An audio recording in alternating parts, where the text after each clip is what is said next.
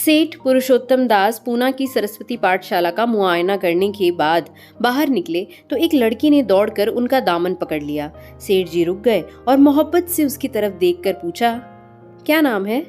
लड़की ने जवाब दिया, रोहिणी।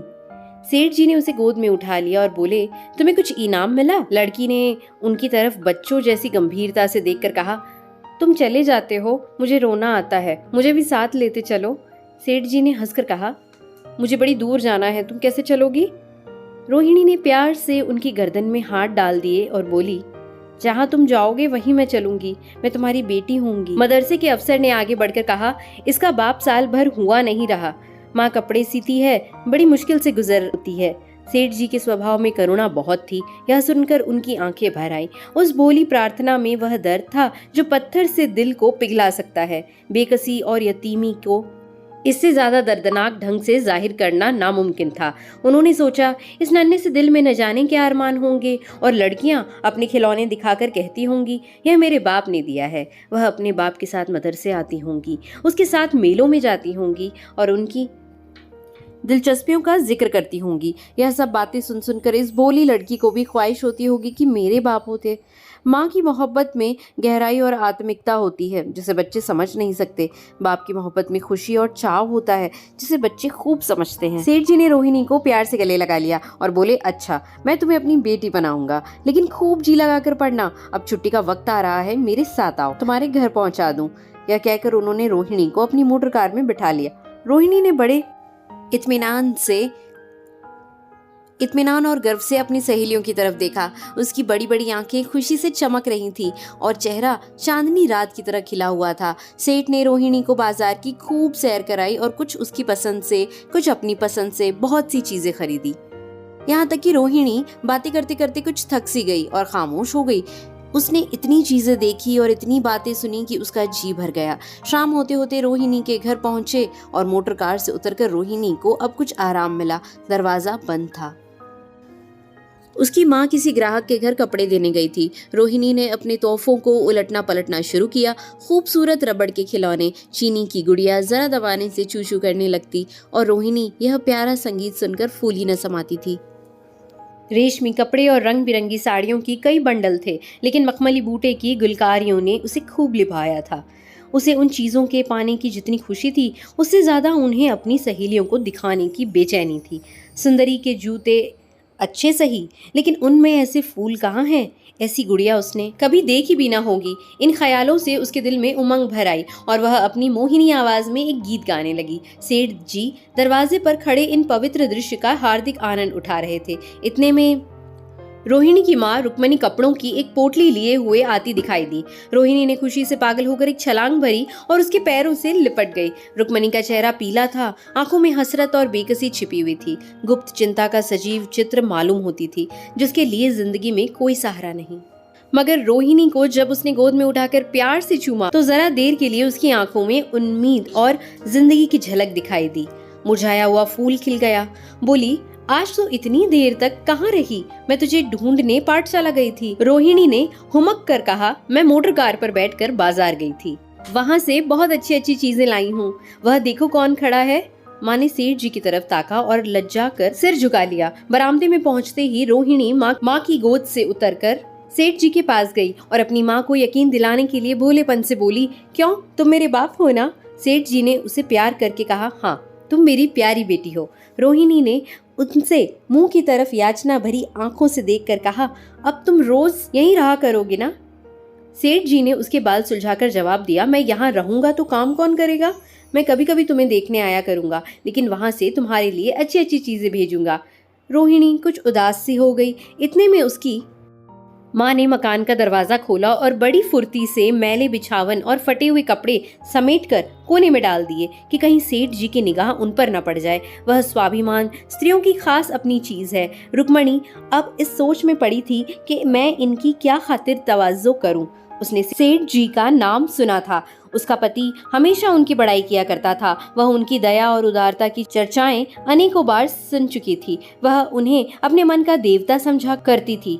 उसे क्या उम्मीद थी कि कभी उसका घर भी उनके कदमों से रोशन होगा, लेकिन आज जब वह शुभ दिन संयोग से आया तो वह इस काबिल भी नहीं कि उन्हें बैठने के लिए एक मोड़ा दे सके। घर में पान और इलायची भी नहीं। वह अपने आंसुओं को किसी तरह न रोक सकी। आखिर जब अंधेरा हो गया और पास के ठाकुर द्वारों से घंटों और नगाड़ों की आवाजें आने लगी तो उन्होंने जरा ऊंची आवाज में कहा, बाई जी, अब मैं जाता हूँ। मुझे अभी यहाँ बहुत काम करना है। मेरी रोहिणी को कोई तकलीफ ना हो। मुझे जब मौका मिलेगा उसे देखने आऊँगा। उसके पालने पोसने का काम मेरा है और मैं उसे बहुत खुशी से पूरा करूँगा। उसके लिए अब तुम कोई फिक्र मत करो। मैंने उसका वजीफा बांध दिया है और यह उसकी पहली किस्त है। यह कहकर इन्होंने अपना खूबसूरत बटुआ निकाला और रुक्मणी के सामने रख दिया। गरीब औरत की आंखों में आंसू जारी थे।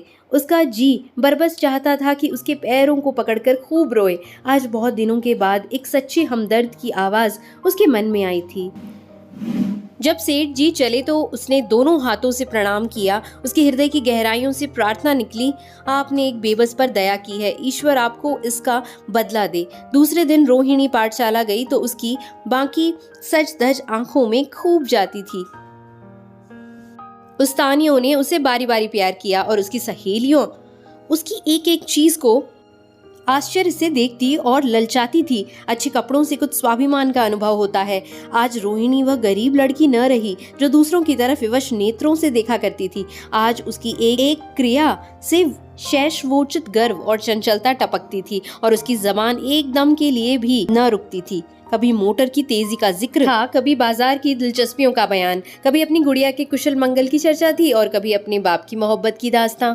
दिल था कि उमंगों से भरा हुआ था। 1 महीने बाद सेठ पुरुषोत्तम दास ने रोहिणी के लिए फिर तोहफे और रुपए रवाना किए। बेचारी विधवा को उनकी कृपा से जीविका की चिंता से छुट्टी मिली। वह भी रोहिणी के साथ पाठशाला आती और दोनों माँ बेटियां एक ही दर्जे के साथ साथ पढ़ती, लेकिन रोहिणी का नंबर हमेशा माँ से अव्वल रहा। सेठ जी जब पूना की तरफ से निकलते तो रोहिणी को देखने जरूर आते और उनका आगमन उसकी प्रसन्नता और मनोरंजन के लिए महीनों का सामान इकट्ठा कर देता। इसी तरह कई साल गुजर गए और रोहिणी ने जवानी के सुहाने हरे भरे मैदान में पैर रखा, जबकि बचपन की भोली भाली अदाओं में एक खास मतलब और इरादों का दखल हो जाता है। रोहिणी अब आंतरिक और बाहरी सौंदर्य में अपनी पाठशाला की नाक थी।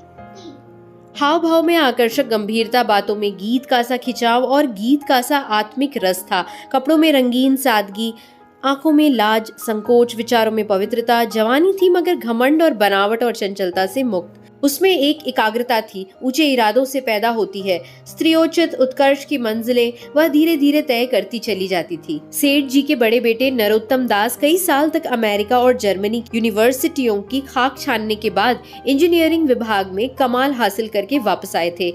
अमेरिका के सबसे प्रतिष्ठित कॉलेज में उन्होंने सम्मान का पद प्राप्त किया था। अमेरिका के अखबार एक हिंदुस्तानी नौजवान की इस शानदार कामयाबी पर चकित थे।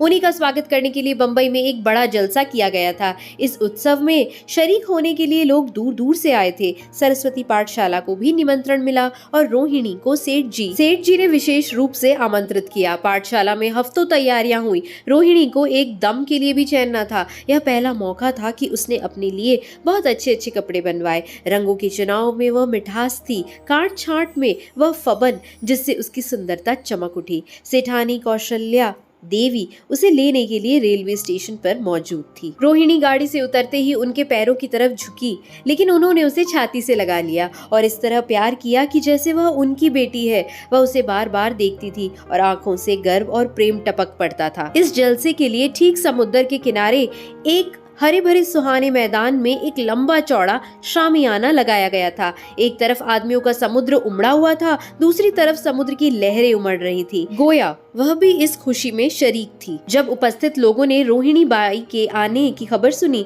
तो हजारों आदमी उसे देखने के लिए खड़े हो गए। यही तो वह लड़की है जिसने अब की शास्त्री की परीक्षा पास की है, जरा उसके दर्शन करने चाहिए। अब भी इस देश की स्त्रियों में ऐसे रतन मौजूद हैं। भोले भाले देश प्रेमियों में इस तरह की बातें होने लगी। शहर की कई प्रतिष्ठित महिलाओं ने आकर रोहिणी को गले लगाया और आपस में उसके सौंदर्य और उसके कपड़ों की चर्चा होने लगी। आखिर मिस्टर पुरुषोत्तम दास तशरीफ लाए।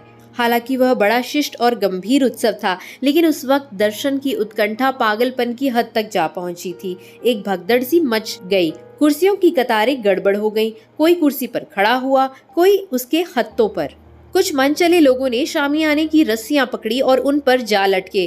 कई मिनट तक यही तूफान मचा रहा। कहीं कुर्सियां टूटी, कहीं कुर्सियां उल्टी, कोई किसी के ऊपर गिरा, कोई नीचे। ज्यादा तेज लोगों में धौल धप्पा होने लगा। तब बीन की सुहानी आवाज आने लगी। रोहिणी ने अपनी मंडली के साथ देश प्रेम में डूबा हुआ गीत शुरू किया। सारे उपस्थित लोग बिल्कुल शांत थे और उस समय वह सुरीला राग, उसकी कोमलता और स्वच्छता, उसकी प्रभावशाली मधुरता, उसकी उत्साह भरी वाणी, दिलों पर वह नशा सा पैदा कर रही थी जिससे प्रेम की लहरें उठती हैं, जो दिल से बुराइयों को मिटाता है और उससे जिंदगी की हमेशा याद रहने वाली यादगारें पैदा हो जाती हैं। गीत बंद होने पर तारीफ की एक आवाज न आई, वही ताने कानों में अब तक गूंज रही थी। गाने के बाद विभिन्न संस्थाओं की तरफ से अभिनंदन पेश हुए और तब नरोत्तम दास लोगों को धन्यवाद देने के लिए खड़े हुए। लेकिन उनके भाषण से लोगों को थोड़ी निराशा हुई। यों दोस्तों की मंडली में उनकी वक्तृता के आवेग और प्रवाह की कोई सीमा न थी,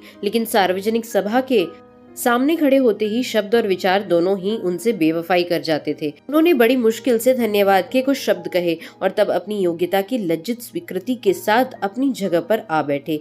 कितने ही लोग उनकी योग्यता पर ज्ञानियों की तरह सिर हिलाने लगे। अब जलसा खत्म होने का वक्त आया। वह रेशमी हार जो सरस्वती पाठशाला की ओर से भेजा गया था, मेज पर रखा हुआ था। उसे हीरों के गले में कौन डाले? प्रेसिडेंट ने महिलाओं की पंक्ति की ओर नजर दौड़ाई। चुनने वाली आंखें रोहिणी पर पड़ी और ठहर गई। उसकी छाती धड़कने लगी। लेकिन उत्सव के सभापति के आदेश का पालन आवश्यक था। वह सिर झुकाए हुए मेज के पास आई और कांपते हाथों से हार को उठा लिया। एक क्षण के लिए दोनों की आंखें मिली और रोहिणी ने नरोत्तम दास के गले में हार डाल दिया। दूसरे दिन सरस्वती पाठशाला के मेहमान विदा हुए, लेकिन कौशल्या देवी ने रोहिणी को न जाने दिया। बोली, अभी तुम्हें देखने से जी नहीं भरा, तुम्हें यहाँ एक हफ्ता रहना होगा। आखिर मैं भी तो तुम्हारी माँ हूँ। एक माँ से इतना प्यार और दूसरी माँ से इतना अलगाव। रोहिणी को जवाब न दे सकी। यह सारा हफ्ता कौशल्या देवी ने उसकी विदाई की तैयारियों में खर्च किया। 7वें दिन उसे विदा करने के लिए स्टेशन तक आई। चलते वक्त उससे गले मिली और बहुत कोशिश करने पर भी आंसुओं को न रोक सकी। नरोत्तम दास भी आए थे। उनका चेहरा उदास था। कौशल्या ने उनकी तरफ सहानुभूतिपूर्ण आंखों से देखकर कहा, मुझे ये तो ख्याल ही न रहा।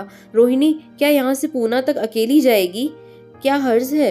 तुम ही चले जाओ, शाम की गाड़ी से लौट आना। नरोत्तम दास के चेहरे पर खुशी की लहर दौड़ गई, जो इन शब्दों में न छिपा सकी। अच्छा, मैं ही चला जाऊंगा। वह इस फिक्र में थे कि देखे विदाई की बातचीत का मौका भी मिलता है या नहीं। अब वह खूब जी भरकर अपने दर्द दिल सुनाएंगे और मुमकिन हुआ तो उस लाज संकोच को जो उदासीनता के पर्दे में छिपी हुई है मिटा देंगे। रुक्मिणी को अब रोहिणी की शादी की फिक्र पैदा हुई। पड़ोस की औरतों में इसकी चर्चा होने लगी थी। लड़की इतनी सयानी हो गई है, अब क्या बुढ़ापे में ब्याह होगा? कई जगह से बात आई। उनमें कुछ बड़े प्रतिष्ठित घराने थे, लेकिन जब रुक्मिणी उन पैमानों को सेठ जी के पास भेजती तो वह यही जवाब देते कि मैं खुद फिक्र में हूँ। रुक्मिणी को उनकी यह टाल मटोल बुरी मालूम होती थी। रोहिणी को बंबई से लौटे महीना भर हो चुका था। एक दिन वह पाठशाला से लौटी तो उसे अम्मा की चारपाई पर एक खत पड़ा हुआ मिला। रोहिणी पढ़ने लगी। लिखा था, बहन, जब से मैंने तुम्हारी लड़की को बंबई में देखा है, मैं उस पर रीझ गई हूँ। अब उसके बगैर मुझे चैन नहीं है। क्या मेरा ऐसा भाग्य होगा कि वह मेरी बहू बन सके? मैं गरीब हूँ, लेकिन मैंने सेठ जी को राजी कर लिया है। तुम भी मेरी यह विनती कबूल करो। मैं तुम्हारी लड़की को चाहे फूलों की सेज पर न सिला सकूं, लेकिन इस घर का एक एक आदमी उसे आंखों की पुतली बनाकर रखेगा।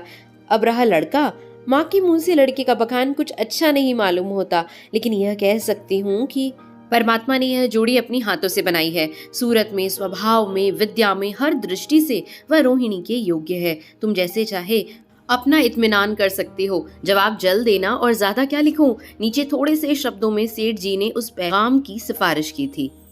रोहिणी गालों पर हाथ रखकर सोचने लगी। नरोत्तम दास जी की तस्वीर उसकी आंखों के सामने आ खड़ी हुई। उनकी वह प्रेम की बातें जिनका सिलसिला बंबई से पूना तक नहीं टूटा था, कानों में गूंजने लगी। उसने एक ठंडी सांस ली और उदास होकर चारपाई पर लेट गई। सरस्वती पाठशाला में एक बार फिर सजावट और सफाई के दृश्य दिखाई दे रहे हैं। आज रोहिणी की शादी का शुभ दिन है। शाम का वक्त, बसंत का सुहाना मौसम, पाठशाला के दारो दीवार मुस्कुरा रहे हैं और हरा भरा बगीचा फूला नहीं समाता। चंद्रमा अपनी बारात लेकर पूरब की तरफ से निकला। उसी वक्त मंगलाचरण का सुहाना राग उस रूपहली चांदनी और हल्के हल्के हवा के झोंकों में लहरें मारने लगा। दूल्हा आया। उसे देखते ही लोग हैरत में आ गए। यह नरोत्तम दास थे। दूल्हा मंडप के नीचे गया। रोहिणी की माँ अपने को न रोक सकी। उसी वक्त जाकर सेठ जी के पैर पर गिर पड़ी। रोहिणी की आंखों से प्रेम और आनंद के आंसू बहने लगे। मंडप के नीचे हवन कुंड बना था। हवन शुरू हुआ। खुशबू की लपेटें हवा में उठी और सारा मैदान महक गया। लोगों के दिलो दिमाग में ताजगी की उमंग पैदा हुई। फिर संस्कार की बारी आई। दूल्हा और दुल्हन ने आपस में हमदर्दी, जिम्मेदारी और वफादारी के पवित्र शब्द अपनी जबानों से कहे। विवाह की वह मुबारक जंजीर गले में पड़ी जिसमें वजन है, सख्ती है, पाबंदियां हैं, लेकिन वजन के साथ सुख और पाबंदियों के साथ विश्वास है। दोनों दिलों में उस वक्त एक नई बलवान आत्मिक शक्ति की अनुभूति हो रही थी। जब शादी की रस्में खत्म हो गई तो नाच गाने की मजलिस का दौर आया। मोहक गीत गूंजने लगे। सेठ जी थककर चूर हो गए थे। जरा दम लेने के लिए बगीचे में जाकर एक बेंच पर बैठ गए। ठंडी ठंडी हवा आ रही थी। एक नशा सा पैदा करने वाली शांति चारों तरफ छाई हुई थी। उसी वक्त रोहिणी उनके पास आई और उनके पैरों से लिपट गई। सेठ जी ने उसे उठाकर गले से लगा लिया और हंसकर बोले, क्यों, अब तो तुम मेरी अपनी बेटी हो गई ना।